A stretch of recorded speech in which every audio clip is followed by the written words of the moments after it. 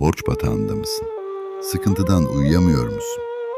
Peygamber Efendimizin borçtan beli bükülen bir sahabeye öğrettiği bu duayı sabah akşam oku, mucizeyi gör. Bir gün sahabe Ebu Umame borçları yüzünden mescitte ağlıyordu. Efendimiz ona şu duayı öğretti. Allahümme inni euzu bike minel hemmi vel hazen. Manası şudur.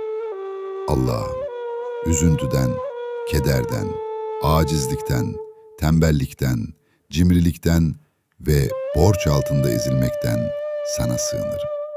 Ebu Umame diyor ki, bunu okumaya devam ettim. Allah hem sıkıntımı giderdi hem de bütün borçlarımı ödetti. Sen de inanarak kurtuluşun için yoruma amin yaz ve bu duayı kaydet.